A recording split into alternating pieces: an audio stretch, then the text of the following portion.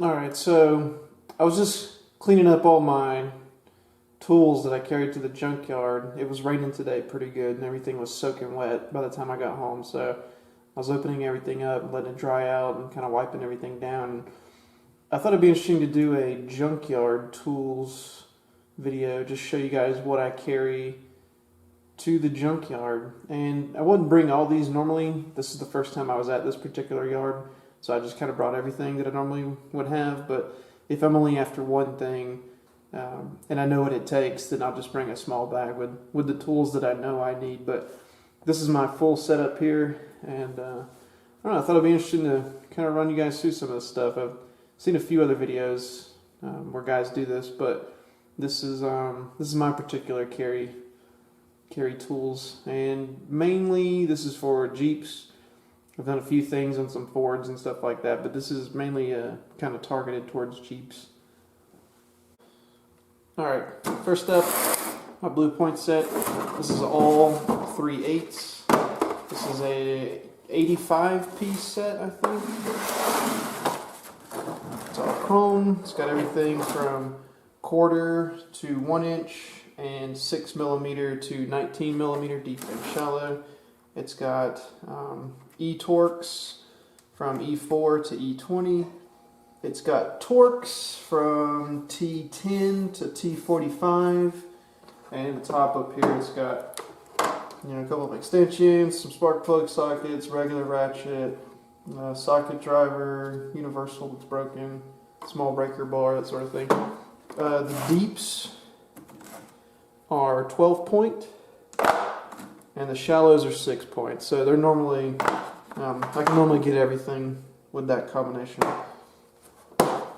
Again, all 3/8. I don't carry any 1/4 inch at all, and I carry just a few of the 1/2 inch sockets that I know I'm gonna need.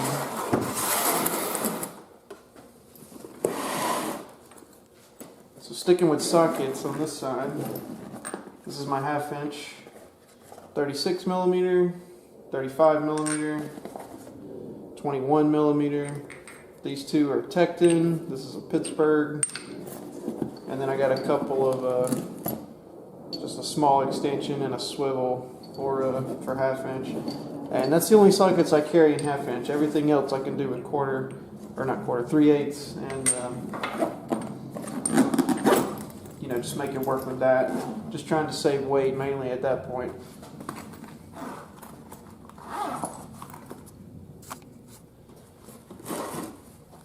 And the top up here, I've got a few more adapters. So this is a 1/2 inch, or a 3/8 to a 1/2 inch. It's a Husky. I've got a Husky T50 because the blue point set doesn't have a T50. 1/2 inch to 3/8. A 3/8 swivel that isn't broken because the blue point one is broken. And actually found this guy at the junkyard today. It's a 1/4 inch swivel with an 8mm on it. Pro Value. I've never even heard of that brand. And then some Husky impact adapters in case I bring my my little DeWalt impact driver.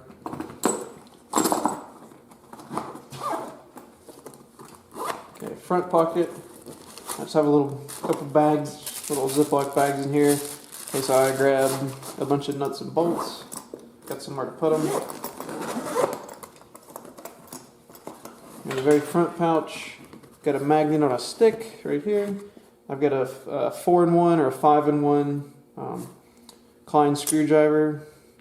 Again, I don't use a screwdriver that often. When I do, this is more than enough. I just trying to save weight, trying to save space. Carry a 5-in-1 instead of 4 different individual ones. Then I've got a couple stubbies here, Phillips and a flat, and then a Husky set of Allen keys. Standard and metric.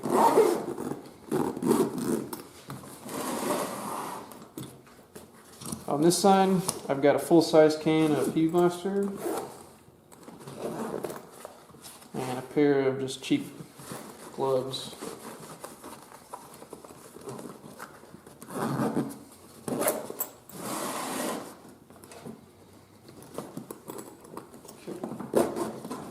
And the main part of the bag. A little bit more going on in here.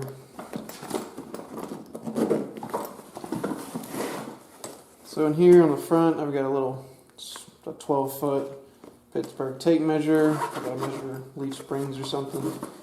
This top pocket right here, the zipper pocket, I've got some dikes and a utility knife, hoses, brake lines, whatever. Speed up the process a little bit. And then there's a bottom pocket down here on the front, and I just got just a little assortment of picks. This larger 90 degree is the most important one, but this little guy comes in handy sometimes too. These are just Pittsburgh again.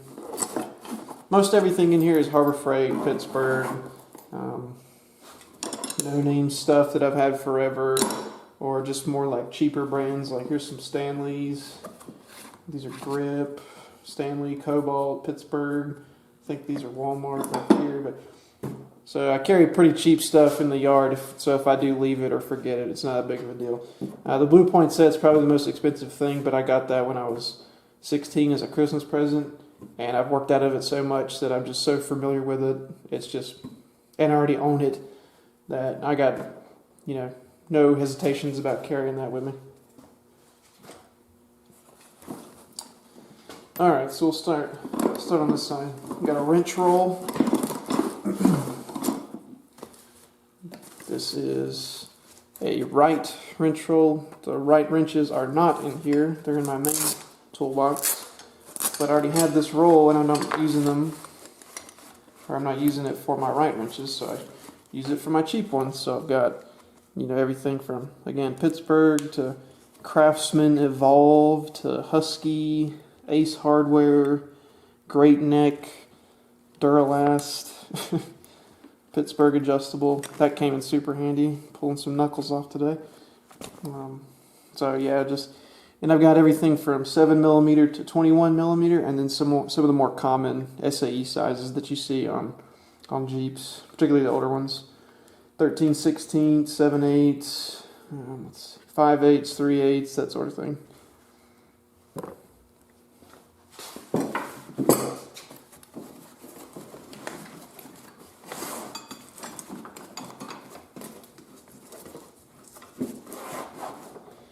Okay, 18-inch Pittsburgh pry bar.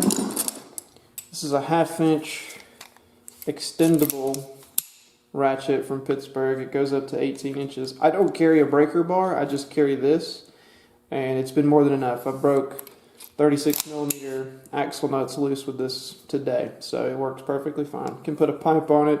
If it breaks, take it back and get another one. I also carry a 3/8 Pittsburgh. This is my main ratchet that I use. I don't really use that little Blue Point one that often anymore. This is my preferred one. This is a long, old, junky screwdriver. This is a screwdriver. This is a pry bar. This is a punch. This is a chisel. What I mainly use it for is I'll stick it down in the rotors and brace it up against the caliper, so that when I'm spinning axle nuts off, the axle shaft doesn't spin.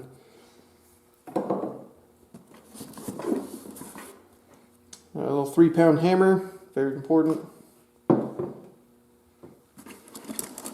here I've got, these are just some Pittsburgh Pro double-ended ratchet wrenches. The thought process behind these was I'm only carrying 4 extra wrenches, but I have 8 sizes because they're the double end. And I just use these in tighter spots. I don't use these that often. I do want to go to Harbor Freight though and get the metric set of these. I've only got the SAEs at the moment, but pulling older Jeep parts, I don't need it.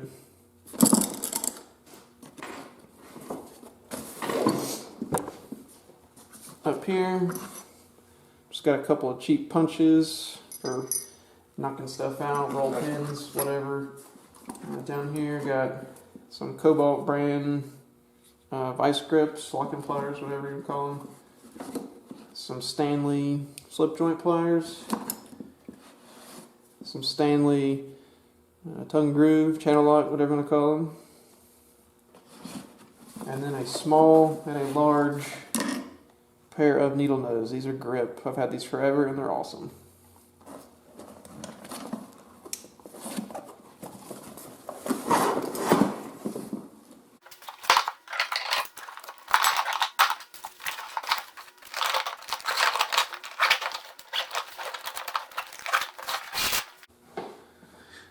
Alright, so that's it. That's my Junkyard Tools. I would like to add a rag, especially for days like today when it was pouring rain. And maybe like a heavy duty scraper just to use as like a case separator basically if I'm pulling an oil pan or something. I did have to pull a couple of transmission solenoids once for an AW4, but I was able to get it off with the just prying it off, not using a scraper. So might add something like that just in case, but otherwise this is all I need, and I can pretty much disassemble 95% of a Jeep, any Jeep, with just these tools. So I really like the Husky bag. I think the backpack is a great way to carry tools around the yard.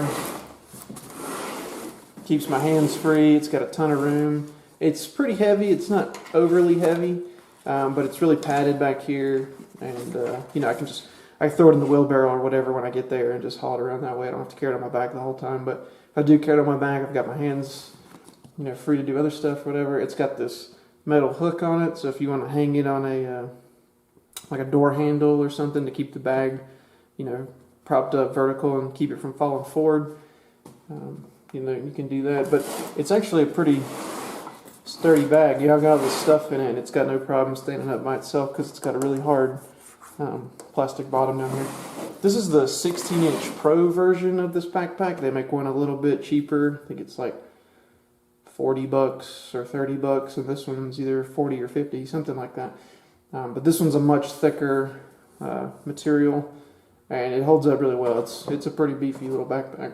So, but yeah, that's my setup. I hope you guys found this interesting or maybe useful in some way. And got a new project coming up. Here's what I was pulling to get started on it. A little hint. Oh, there's a hint. Okay.